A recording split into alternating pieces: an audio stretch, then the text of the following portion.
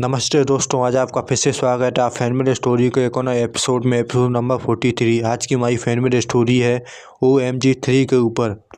अगर आपको हमारी फैमिली स्टोरी अच्छी लगती है तो इसकी लिंक मैंने डिस्क्रिप्शन में डाल दी है, जिसे आप जरूर चेकआउट करें। और इस मूवी की स्टार कास्ट में है अक्षय कुमार, सुनील शेट्टी, चिरंजीवी और काजल अग्रवाल। और ये कहानी बहुत ही बेहतरीन है।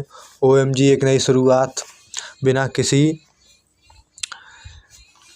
एनिमल हैरेसमेंट के साथ, और ये शुरू होती है। OMG 3 की कहानी समाज, कानून और आस्था के टकराव से जन्म लेती है, लेकिन इस बार इसका केंद्र एक ऐसा व्यक्ति है जिसकी पहचान धीरे धीरे मानवता की चौंकाने वाली सच्चाई तक ले जाती है। कहानी शुरू होती है गोपाल राव के निधन के वर्षों बाद, जब समाज फिर से अंधविश्वास और धर्म कॉरपोरेट जगत के जाल में उलझा हुआ इस दौर में एक साधारण सा शांत और बेहद समझदार युवक विनायक नवरंगे रहते हैं। सब उसे विन्नू कहकर बुलाते हैं। वह बेहद बुद्धिमान, शांत, विनम्र और मदद करने वाला इंसान है, लेकिन साथ ही उसे एक सवाल पूछने से भी नहीं डरता। विन्नू का किरदार निभा रहे हैं अक्षय कुमार, जो शुरू में एक सामान्य मनुष्य की तरह दिखते हैं। विन्नू एक छोटे से शहर में रहने वाला एक प्रबुद्ध, सख्त लेकिन न्यायिक वकील विश्वनाथ घोष, जो सुनील शेट्टी का किरदार है, के लिए काम करता है। विश्वनाथ हमेशा समाज में बढ़ते पाखंड और अवैज्ञानिक विश्वासों में चिढ़ा रहता है, और विन्नू उसको कानूनी रिसर्च और सार्वजनिक केस तैयार करने में मदद करता है। इसी दौरान शहर में एक बड़ा विवाद खड़ा होता है। एक धार्मिक संस्था पर आरोप लगता है कि उसने गणेश भक्तों के नाम पर करोड़ों की ठगी की है और लोगों के परिवारों को बर्बादी के कगार पर पहुंचा दिया है। इन आरोपों की जांच करते समय विन्नू और विश्वनाथ एक महिला पत्रकार, जिसका नाम है वेदेही काजल अग्रवाल ने निभाता ये रोल, से मिलते हैं, जो इस घोटाले का एक एक सच सामने लाने की कोशिश कर रही हैं। वेदेही को एक लगातार धमकियां मिलती हैं, लेकिन वह पीछे नहीं हटती। धीरे धीरे वह विन्नू के खास दोस्तों में शामिल हो जाती हैं और दोनों धार्मिक छल, गलत मान्यताओं और भ्रष्टाचार को उजागर करने के लिए साथ काम करने लगती हैं। यहीं पर एंट्री होती है एक बड़े धार्मिक नेता, जिसका नाम है देव धर्म प्रकाशम, जो चिरंजीवी हैं, कि पूरे राज्य में अपार प्रभाव रखाव है। वह खुद को गणपति भक्ति का जीवित रूप बताते हैं और लोगों उसे चढ़ावे एवं चमत्कारों के नाम पर भारी रकम वसूलते हैं। उसके अनुयायी उसे भगवान के प्रतिनिधि मानते हैं। देवधर्म प्रकाशन को विन्नू और विश्वनाथ की खोजबीन से परेशानी होने लगती है। जैसे ही केस कोर्ट में आ जाता है, विन्नू की तर्कशक्ति और विश्वनाथ की कानूनी महारता धीरे धीरे इस संस्था की पुराने परतें उधरने लगती हैं। मामला जब राष्ट्रीय चर्चा में जाता है तो समाज दो हिस्सों में बंट जाता है। कुछ लोग विन्नू और वेदेही के साथ होते हैं और कुछ लोग देवधर्म प्रकाशन को भगवान की सच्चा दूत मानकर विन्नू को नास्तिक अपमान करने लगते हैं और अपशकुनी कहते हैं। लगता है विन्नू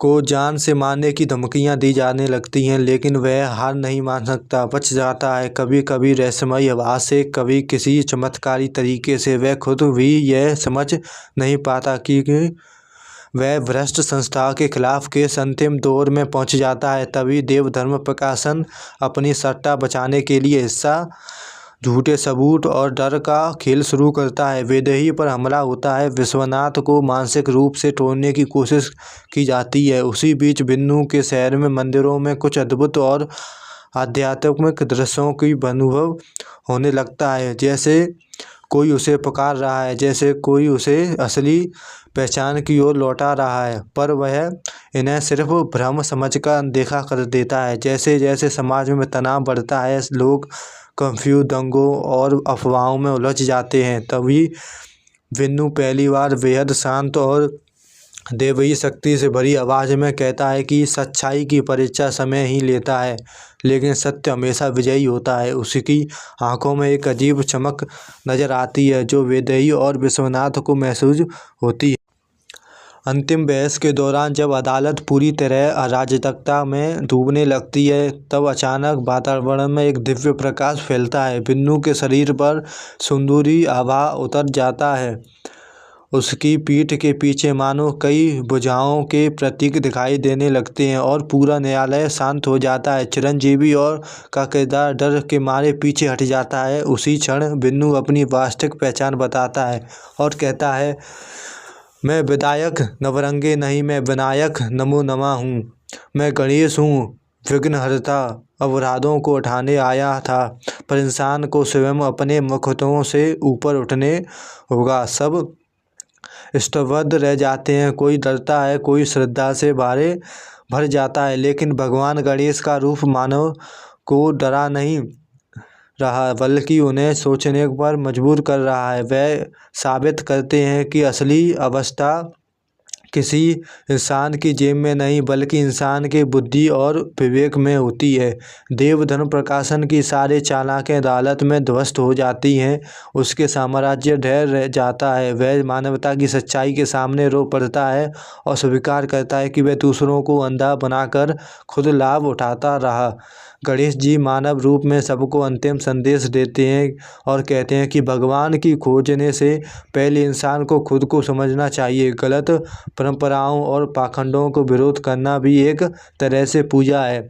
और फिर वह मुस्कुराते हैं, दुनिया का उसके विश्वास वापस देकर वैसे ही शांत और सहज रूप में गायब हो जाते हैं जैसे ये आए थे।